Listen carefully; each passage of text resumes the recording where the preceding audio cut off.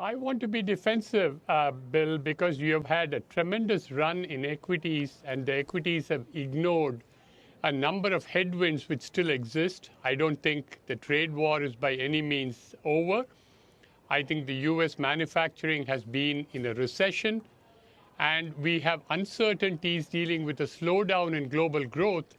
Bob just talked about whether global growth picture has bottomed. I don't think it has by any means. All right.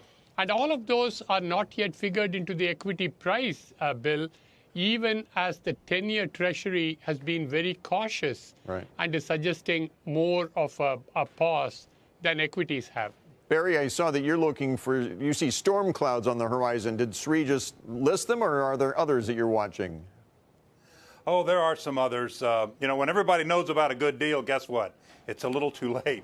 30% run in stocks, and everybody is jumping on board. We find the bulls versus bear numbers are way out of whack. If you follow some different groups, have greed versus fear way into the greed area. So that's setting us up. It doesn't mean the market has to correct, but it's setting us up. The other thing is the good news is out. About trade deals and about the economy coming back and the consumer doing great, et cetera, et cetera. All of those things are out there. So the fact that we've had this big run here recently, it would be normal for a pullback. In fact, I went back to 1926, and when you've had a big year like this, the next year has never been as good. In many cases, it's been down. I'm not saying we expect down next year, but you don't expect as much from the 2020 that we got from 2019. You know, Sri, you come on and you're sounding this note of caution, and yet we've had expert after expert over the last few weeks heading into the year's end talking to us about the positive optimism surrounding the global economy. I mean, here it is. We're starting to see some turnarounds. Tell me how you're positioning the portfolio for the beginning of 2020, taking into consideration those notes of caution. Contessa, two answers to that question. I think what you ask is very relevant. Let me begin by saying those same individuals who are very optimistic today, just about 6 weeks ago, they were looking for a recession in 2020. They were worried about the growth coming down. And now everything is gone. The storm clouds have passed, and it is hunky-dory. It is party time again. The world economy doesn't change on a dime. It doesn't shift like that. That is the first part.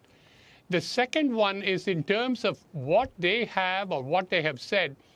A lot of them have expected the bond market to continue to indicate that the yields are going to go up over the years.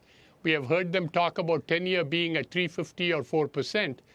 Bond market has been a better predictor of the economy, both the recession of 2001 and the recession which began in 2007, when equities were not aware of the recession going on at all. And once again, the caution is coming from the bond market. So I don't want to go with the consensus.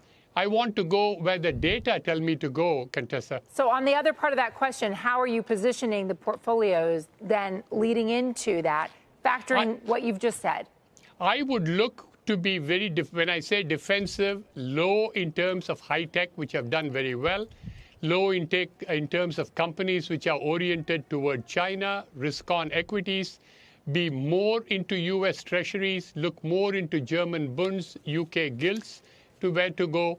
And gold has much further to run in terms of where you can get your returns from in 2020. Barry, what are you buying? Bearing in mind your thoughts that we're going to go back to the regress to the mean in 2020 in terms of growth rates. Where do you still see opportunities?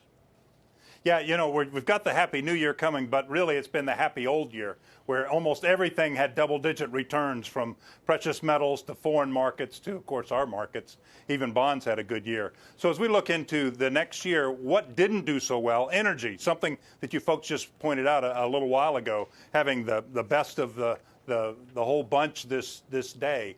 That's cheap, and the earnings are going to really be much better next year than they were this year, at least in the comparisons.